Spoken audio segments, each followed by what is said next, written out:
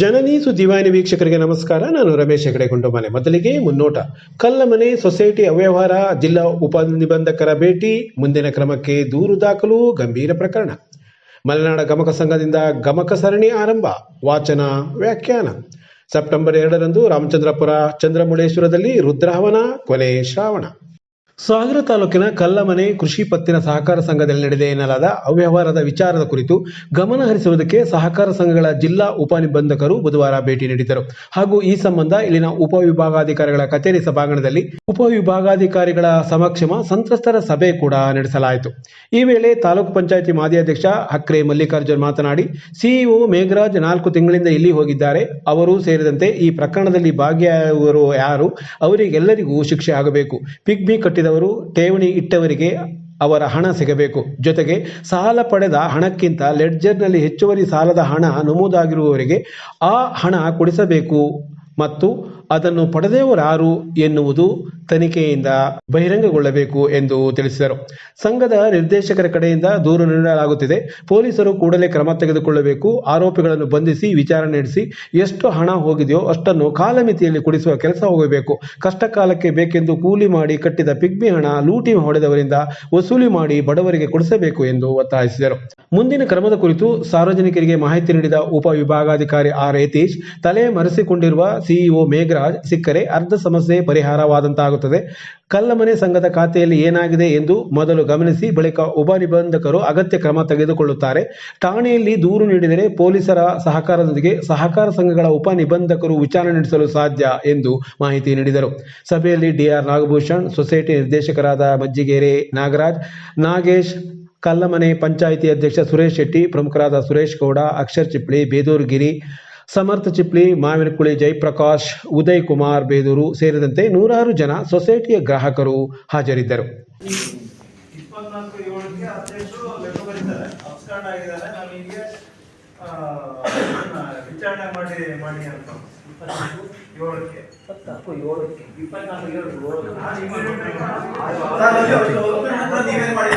ಅವರು ಬರೆದಿದ್ದಾರೆ, ನಮ್ದಲ್ಲ ಅಧಿಕಾರ ಅಲ್ಲಪ್ಪ, ನೀವು board police complaint board police complaint ಕೊಡಬೇಕು.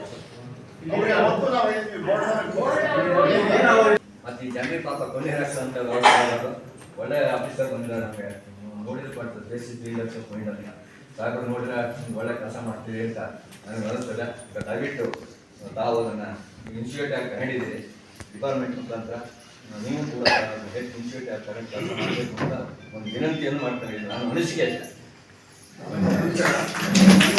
ಎನ್ಕ್ವೈರಿ ಒಂದು ಅವ್ರ ಮೇಲೆ ಕ್ರಿಮಿನಲ್ ಇದಾಗಿ ಅವ್ರು ಬರಲಿ, ಅವ್ರನ್ನ ಕ್ರಿಮಿನಲ್ ಕೇಸ್ ಆಗಿದ ತಕ್ಷಣ ನಮ್ಮ ಪೊಲೀಸರು ಕರ್ಕೊಂಡು ಬರೋದೇ ದೊಡ್ಡ ವಿಷಯ. ನಾವು ಬಂದಿದ ತಕ್ಷಣ ದುಡ್ಡು ಎಲ್ಲಿ ಹೋಗಿದೆ, ಏನಾಗಿದೆ ಅಂತ ಆಗಿದ ತಕ್ಷಣ ನಾವು ಕ್ಲಿಯರ್ ಕಟ್ಟಿಗೆ ಹೇಳ್ಬಿಡ್ಬೋದು. ನಾವು ಆ ಫಂಡ್ ರಿಕವರ್ ಆದರೆ ವಾಪಸ್ ಕೊಡ್ಲಿಕ್ಕೆ ಏನು ದೊಡ್ಡ ವಿಷಯ ಅಲ್ಲ. ಆತ ಬಂದು ಅಕೌಂಟ್ ಓಪನ್ ಮಾಡಿದ್ರೆ ಏನಿದೆ ಎತ್ತಿದೆ ನೋಡಿ, ಏನಿದೆ ಇಮಿಡಿಯೇಟ್ ನೀಡ್ಸ್ ಏನಿದೆ ಅದನ್ನೆಲ್ಲ ಸೊ ಆತ ಫಸ್ಟ್ ಬಂದರೆ ಅರ್ಧ ಪ್ರಾಬ್ಲಮ್ ನಮ್ಗೆ ಸಾಲ್ವ್ ಆಗ್ತದೆ. ಅದು ಇವತ್ತು ಕಂಪ್ಲೇಂಟ್ ಹಿಂಗಿದ್ರು ರಿಜಿಸ್ಟರ್ ಆಗಿದೆ. ನಾನು DYSP ಅವ್ರು ಮಾತಾಡ್ತೀನಿ, SP ಸರಿಗೂ ಮಾತಾಡ್ತೀವಿ.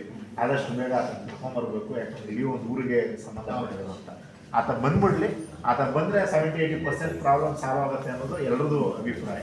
ಆತ ಬಂದಮೇಲೆ ನೆಕ್ಸ್ಟ್ ಏನು ಮಾಡಬೇಕು ಅದನ್ನು ನಾವು ಇದು ಮಾಡೋಣ. DR ಹತ್ರ ನಾವೆಲ್ಲ ಏನು ಕಲ್ಲಮನೆ ಗ್ರಾಮ ಪಂಚಾಯತಿ ವ್ಯಾಪ್ತಿಯ ಏನು ಸಹಕಾರಿ ಕ್ಷೇತ್ರದ ಸದಸ್ಯರುಗಳು ನಾವು ಎಲ್ಲ ಚರ್ಚೆ ಮಾಡಿದ್ವಿ. ಯಾವ ರೀತಿಯಲ್ಲಿ ಹಣ ಕಟ್ಟಂಥವ್ರು, ಈಗಾಗಲೇ ಪಿಗ್ಮಿ ಕಟ್ಟಂಥವ್ರದ್ದು ಹೆಚ್ಚು ಕಡಿಮೆ 1.5 ಕೋಟಿಗಿಂತ ಹೆಚ್ಚು ಹಣ ಇದೆ ಅಂತಕ್ಕಂಥದ್ದು. ಜೊತೆಗೆ ಏನಿವತ್ತು 1 ಲಕ್ಷ ಸಾಲ ತಗೊಂಡ ಜಾಗದಲ್ಲಿ 3 ಲಕ್ಷ ಅವ್ರಿಗೆ ಗೊತ್ತಿಲ್ಲದ ಹಾಗೇನೆ ಸಾಲ ತಗೊಂಡಿದ್ದಾರೆ ಅಂತಕ್ಕಂಥದ್ದು. ಈ ರೀತಿಯ ಕಂಪ್ಲೇಂಟ್ಗಳು ಏನಿದಾವೆ, ಆ ರೀತಿ 1 ಕೋಟಿ 6 ಲಕ್ಷ ಹಣನ ಲಬ್ಧಾಯಿಸಿದ್ದಾರೆ ಅಂತಕ್ಕಂಥದ್ದಿದೆ.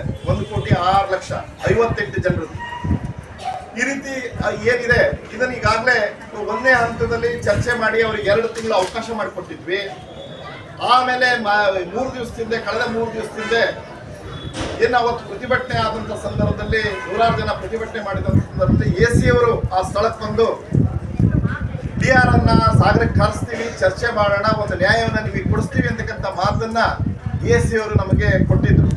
ಆ ರೀತಿಯಲ್ಲಿ ಇವತ್ತು AC ಕಚೇರಿಯಲ್ಲಿ ನಾವೆಲ್ಲರೂ ಇವತ್ತು ಸೇರಿದ್ದೀವಿ. DR ಸಹಿತ ಬಂದಿದ್ದಾರೆ. ಈಗ AC ಅವರು ಮತ್ತು DR ಅವರು ಇಬ್ಬರು ಕೂತ್ಕೊಂಡು ಚರ್ಚೆ ಮಾಡಿ ಅಲ್ಲಿಯ ಏನು ಸೊಸೈಟಿಯ ನಿರ್ದೇಶಕರೇನಿದ್ದಾರೆ, ನಿರ್ದೇಶಕರ ಮೂಲಕವಾಗಿ ಪೊಲೀಸ್ ಕಂಪ್ಲೇಂಟ್ ಅನ್ನ ಇವತ್ತು ನಿರ್ದೇಶಕರ ಮೂಲಕವಾಗಿ ಇವತ್ತು ಕಂಪ್ಲೇಂಟ್ ಅನ್ನು ಕೊಡ್ತಾ ಇದ್ದಾರೆ. FIR ಸಹಿತ ಆಗ್ತಾ ಇದೆ. CO ಎಲ್ಲಿ ಹೋಗಿದ್ದಾರೆ, ಕಳೆದ 4 ತಿಂಗಳಿಂದ ಎಲ್ಲಿ ಹೋಗಿದ್ದಾರೆ, ಇದರಲ್ಲಿ ಯಾರ್ಯಾರು ಭಾಗಿಯಾಗಿದ್ದಾರೆ ಅದೆಲ್ಲ ಸಮಗ್ರವಾದಂಥ ತನಿಖೆ ಆಗಬೇಕು. ತಪ್ಪಿತಸ್ಥರು ಹೊರ ಬರಬೇಕು. ಜೊತೆಗೆ ಈ ಪಿಕ್ನಿಕ್ ಕಟ್ಟಂತವರಿಗೆ, ಫಿಕ್ಸೆಡ್ ಇಟ್ಟಂತವರಿಗೆ ಪೂರ್ಣವಾದಂಥ ಹಣ ಆದಷ್ಟು ಬೇಗ ಅವ್ರಿಗೆ ಕೊಡೋ ಅಂಥದ್ದು ಆಗಬೇಕು. ಜನರಿಗೆ ಅವ್ರನ್ನ ಎಲ್ಲಿದ್ದಾರೆ ಅಂತೇಳಿ ಅವ್ರು ಹುಡುಕ್ಬೇಕು. ಜೊತೆಗೆ ಆ ಹಣನ ವಸೂಲಿ ಮಾಡ್ಬೇಕು. ಹೆಂಗೆ ಇವತ್ತು ಬಂಗಾರ ಕಳ್ತನ ಆದ್ರೆ ಪೊಲೀಸ್ನವ್ರು ಹೆಂಗ್ ಹೋಗಿ ಬಂಗಾರನ ಹುಡ್ಕೊಂಡು ಬಂದು ಅದನ್ನ ಬಂಗಾರನ ವಾಪಸ್ ಕೊಡಿಸ್ತಾರೋ, ಅದೆಲ್ಲ ಹೋಗಿದ್ರು ಕೊಡಿಸ್ತಾರಲ್ಲ, ಹಂಗೆ ಇವತ್ತು ಇವ್ರ ಹಣ 2 ಕೋಟಿಗೆ ಹೋಗಿದೆಯೋ 3 ಕೋಟಿಗೆ ಹೋಗಿದೆಯೋ ಜನರದ್ದು ಗೊತ್ತಿಲ್ಲ ಎಷ್ಟು ಹಣ ಹೋಗಿದೆ. ಆ ಹಣನ ವಾಪಸ್ ಕೊಡಿಸುವಂತ ಕೆಲಸ, ಅವ್ರನ್ನ ಅರೆಸ್ಟ್ ಮಾಡಿ ಅವ್ರನ್ನ ತಗೊಬಂದು ಎನ್ಕ್ವೈರಿ ಮಾಡಿ ಇವತ್ತು ಅವ್ರಿಗೆ ಹಣನ ಕೊಡಿಸುವಂತ ಕೆಲಸ ಆಗಬೇಕು ಅಂತ ಹೇಳಿ ಈ ಸಂದರ್ಭದಲ್ಲಿ ನಾನು ಒತ್ತಾಯಿಸ್ತೇನೆ. ಈಗ DR ಅವರು ಸಹಿತ ಆ ರೀತಿಯಲ್ಲಿ ನಾವು ಕ್ರಮ ತಗೊಳ್ತೇವೆ. 64 ಎನ್ಕ್ವೈರಿನ 65 ಎನ್ಕ್ವೈರಿ 65 ಅಂದ್ರೆ ಬೇಗ ಫಾಸ್ಟ್ ಆಗಿ ಮಾಡ್ಬೋದು. 64 ಆದ್ರೆ ಹೆಚ್ಚು ಟೈಮ್ ಹಿಡಿಯುತ್ತೆ. ಜೊತೆಗೆ ಪ್ರತಿಯೊಬ್ಬ ವ್ಯಕ್ತಿನೂ ಸಹಿತ ಕಂಪ್ಲೇಂಟ್ ಕೊಟ್ಟಿದ್ದನ್ನ ನೋಟಿಸ್ ಕೊಟ್ಟು ಕರೆದು ಆ ಎನ್ಕ್ವೈರಿ ರಿಪೋರ್ಟ್ ಅನ್ನ ಕೊಡೋದಕ್ಕೆ ಸಾಧ್ಯ ಆಗುತ್ತೆ, ಎನ್ಕ್ವೈರಿ ಮಾಡೋದಕ್ಕೆ ಸಾಧ್ಯ ಆಗುತ್ತೆ. ಎನ್ಕ್ವೈರಿ ಡೀಪ್ ಆಗಿ ಏನು ತಳಮಟ್ಟದಿಂದ ಅದನ್ನ ತನಿಖೆ ಮಾಡ್ತಕ್ಕಂಥದ್ದು ಆಗುತ್ತೆ. ಆ ರೀತಿಯಲ್ಲಿ ಮಾಡಬೇಕು ಅಂತ ಹೇಳಿ ಒತ್ತಾಯಿಸ್ತೇವೆ. ಕಾಲಮಿತಿ ಒಳಗಡೆ ಆ ಜನರ ಹಣ ಕೊಡಬೇಕು ಅಂತಕ್ಕಂಥ ಒತ್ತಾಯವನ್ನು ಮಾಡ್ತೇವೆ. ಜೊತೆಗೆ DCC ಬ್ಯಾಂಕ್ ಏನಿದೆ, ಆ DCC ಬ್ಯಾಂಕಿನ ಅಧ್ಯಕ್ಷರಿಗೆ ಈ ಸಂದರ್ಭದಲ್ಲಿ ಒತ್ತಾಯಿಸ್ತೇನೆ. DCC ಬ್ಯಾಂಕಿನ ಡೈರೆಕ್ಟರಿಗೆ ಒತ್ತಾಯಿಸ್ತೇನೆ. ತಕ್ಷಣದಲ್ಲಿ ಜನರ ಸಮಸ್ಯೆಲಿದ್ದಾರೆ, ಕಷ್ಟದಲ್ಲಿದ್ದಾರೆ, ಅವರಿಗೆ ತಕ್ಷಣದಲ್ಲಿ ಸ್ಪಂದಿಸುವಂತ ಕೆಲಸ ತಾವು ಮಾಡ್ಬೇಕು. ನೀವು ನಿಮ್ ಜವಾಬ್ದಾರಿ ಇದೆ. DCC ಬ್ಯಾಂಕಿನ ಅಧ್ಯಕ್ಷರು ಮತ್ತು ಡೈರೆಕ್ಟರ್ ಜವಾಬ್ದಾರಿ ಇದೆ. ನೀವು ಇಷ್ಟು ದಿವಸ ಆಗಿದೆ, 3-4 ತಿಂಗಳಾಗಿದೆ, ಡೈರೆಕ್ಟರ್ ಈ ಬದಿ ಮುಖ ಹಾಕಿಲ್ಲ, ಅಧ್ಯಕ್ಷರು ನೀವು ಈ ಬದಿ ಮುಖ ಹಾಕ್ಲಿಲ್ಲ. ತಕ್ಷಣದಲ್ಲಿ ಬಂದು ಇಲ್ಲಿ ಏನ್ ಸಮಸ್ಯೆ ಆಗಿದೆಯೋ ಅದಕ್ಕೆ ಹಣನ ಯಾವ ರೀತಿಯಲ್ಲಿ ಭರಿಸಬಹುದು, DCC ಬ್ಯಾಂಕ್ ಹಣವನ್ನ ಕೊಟ್ಟು ಈ ಜನರ ಸಮಸ್ಯೆನ ಬಗೆಹರಿಸಿಕೊಡಬೇಕು ಅಂತ ಹೇಳಿ ಈ ಸಂದರ್ಭದಲ್ಲಿ ಒತ್ತಾಯಿಸ್ತೇನೆ. ಸಾಗರ ಮಲೆನಾಡು ಗಮಕ ಕಲಾ ಸಂಘದ ಆಶ್ರಯದಲ್ಲಿ ಶ್ರೀ ಶೃಂಗೇರಿ ಶಂಕರ ಮಠದ ಸಹಕಾರದೊಂದಿಗೆ ಜೈಮಿನಿ ಭಾರತ ಗಮಕ ಸರಣಿ ತಿಂಗಳ ಗಮಕ ಕಾರ್ಯಕ್ರಮ ಆರಂಭವಾಗಿದೆ.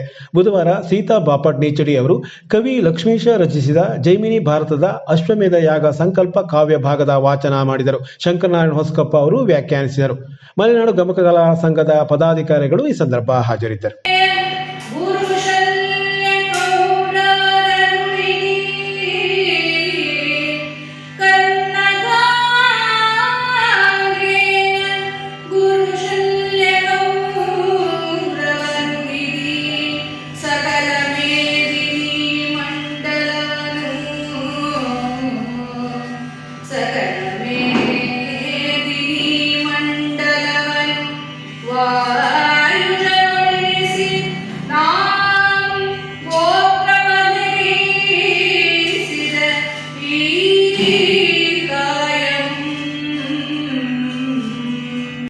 ಲೋಕ ಕಲ್ಯಾಣಾರ್ಥವಾಗಿ 2019ರಿಂದ ಪ್ರತಿ ಅಮಾವಾಸ್ಯ ದಿನದಂದು ರಾಮಚಂದ್ರಪುರ ಮಠದ ಐತಿಹಾಸಿಕ ಕ್ಷೇತ್ರ ಶ್ರೀ ಚಂದ್ರಮೌಳೇಶ್ವರ ದೇವಸ್ಥಾನದ ಆವರಣದಲ್ಲಿ ನಡೆಯುತ್ತಾ ಬಂದಿರುವ ಶತರುದ್ರಾಭಿಷೇಕ ಹಾಗೂ ರುದ್ರಹವನದ 60ನೇ ಅಮಾವಾಸ್ಯ ವಿಶೇಷ ಪೂಜೆ ಸೆಪ್ಟೆಂಬರ್ 2ರ ಸೋಮವಾರ ನಡೆಯಲಿದೆ.